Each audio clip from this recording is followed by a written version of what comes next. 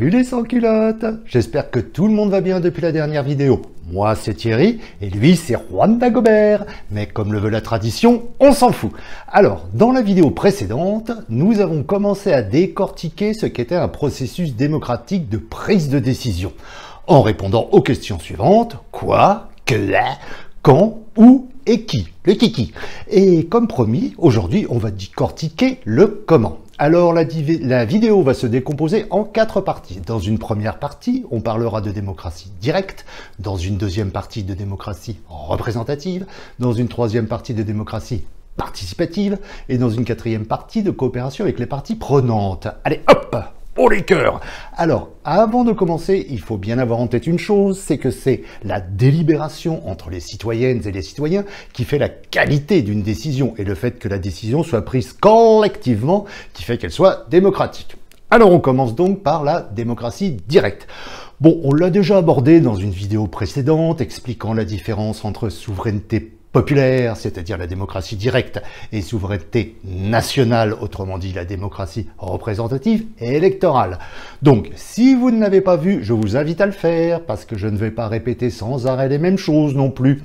Bon, pour résumer, la démocratie est un régime où les décisions sont censées être prises par le peuple. Le principe de base, c'est donc l'égalité politique et le postulat que chaque citoyenne et citoyen a la capacité de participer au processus de décision.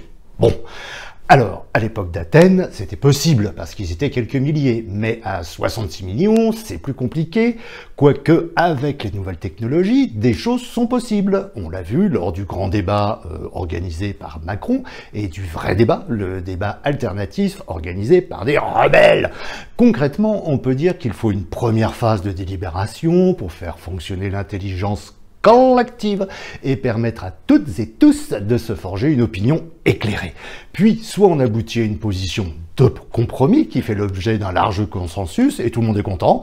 Ça, dans notre système actuel, ça n'arrive jamais, à part exceptionnellement à un niveau très local. Soit on se retrouve avec plusieurs options qui s'opposent et il faut trancher par un vote. Ça, on connaît, c'est le référendum. Le problème est que le référendum propose uniquement 2 possibilités. On fait ça, oui ou merde. Et jamais c'est on peut faire la solution A, la B ou la C, classez-les dans l'ordre de vos préférences, et celle qui aura le plus de points sera mise en œuvre. Non, ça non. Pourtant, ça serait beaucoup plus intelligent. En plus, les référendums sont possibles uniquement au niveau national, sur décision du président de la République ou sur initiative citoyenne partagée avec le Parlement, avec un tel nombre de signataires à atteindre que ça n'arrivera jamais.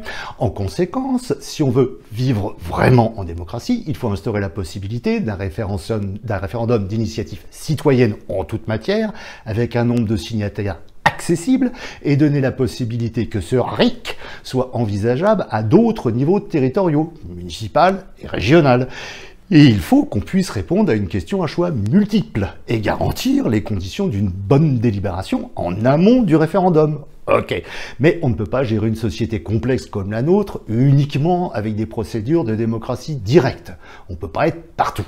Du coup, maintenant, on va voir la démocratie représentative. À nouveau, je l'ai déjà abordé dans la vidéo sur la souveraineté et j'ai expliqué ses limites dans la vidéo sur le manifeste pour une république de l'intelligence collective.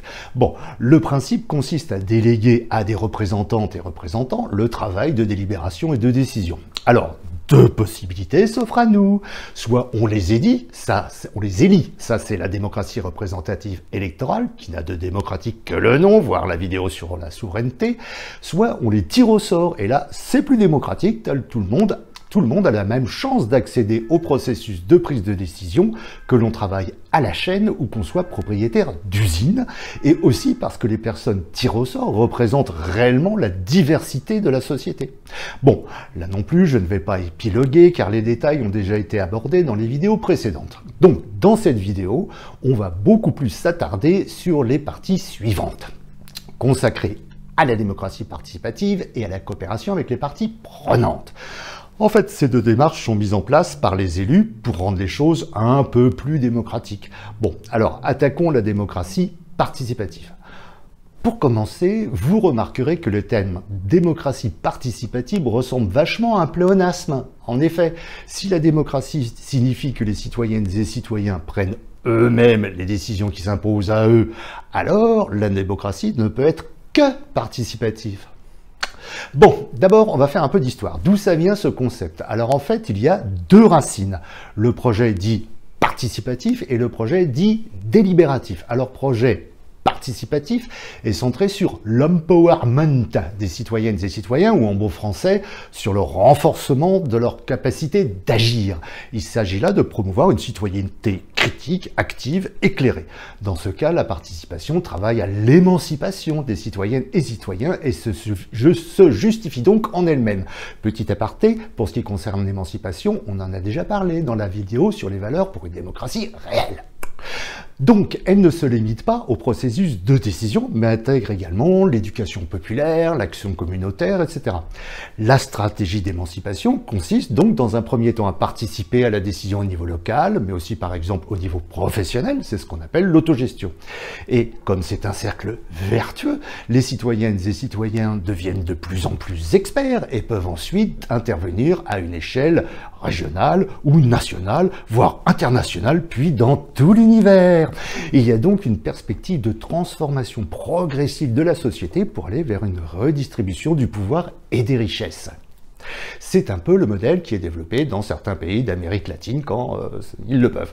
Bon, ça c'était le projet participatif. Maintenant, le projet dit délibératif. Là, l'idée est de créer les conditions de légitimité d'une prise de décision. Une décision légitime n'est pas une décision approuvée par tous les citoyennes et les citoyens, mais une décision délibérée par tout le monde, y compris avec les minoritaires, les exclus, etc.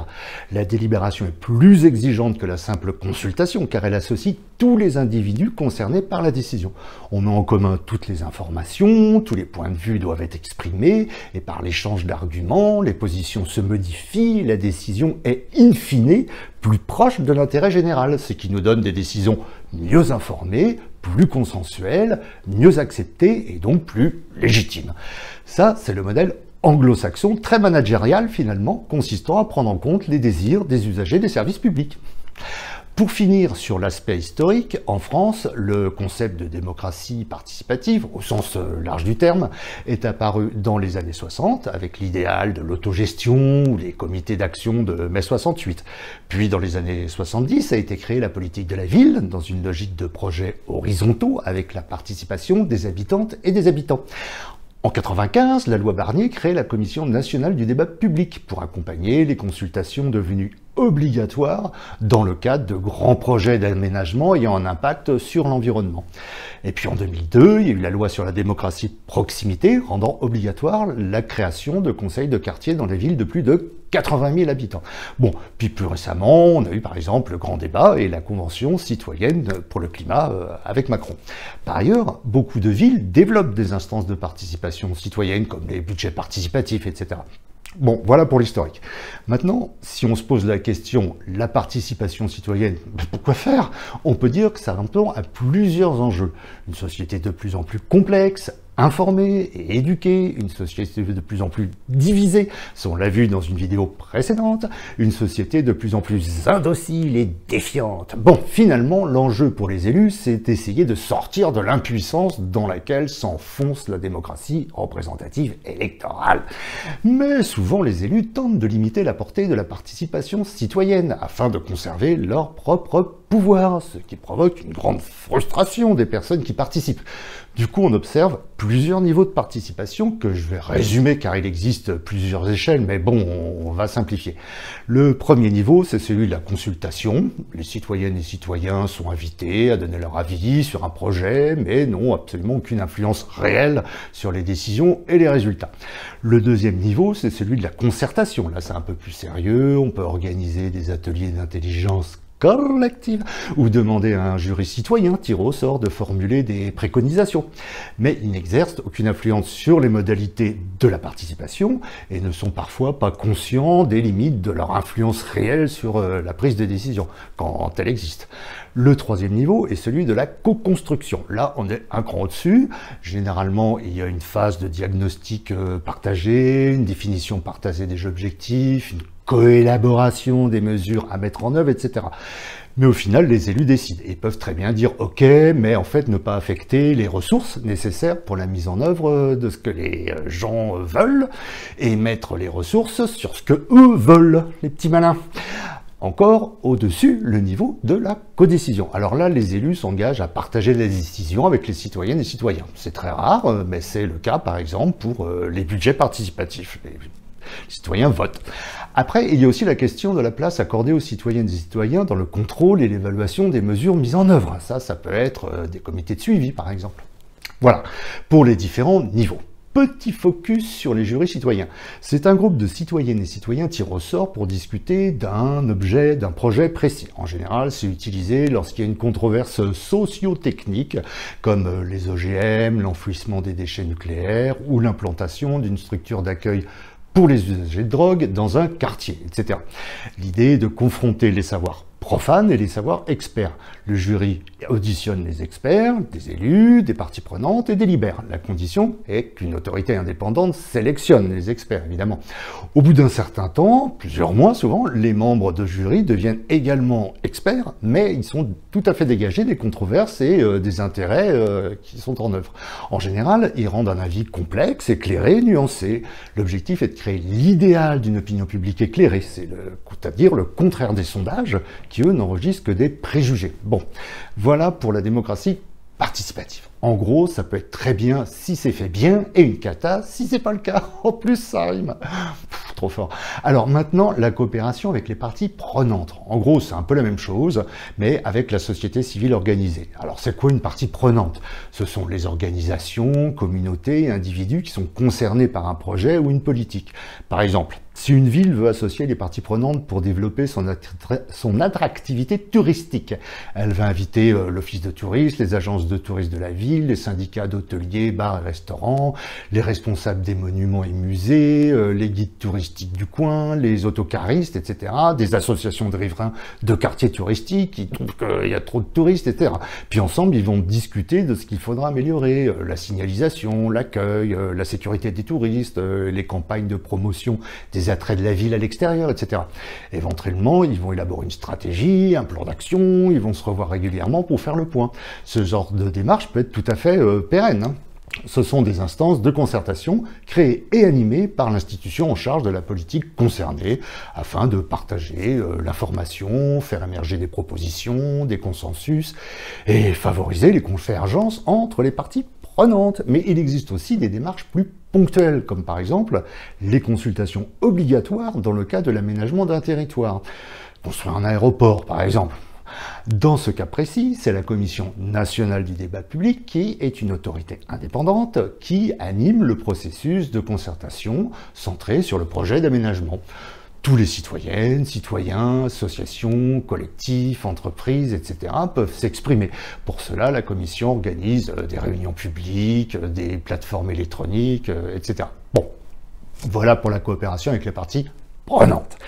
Évidemment, on peut mélanger les deux, démocratie participative et coopération avec les parties prenantes. C'est ce que l'on appelle la gouvernance ouverte.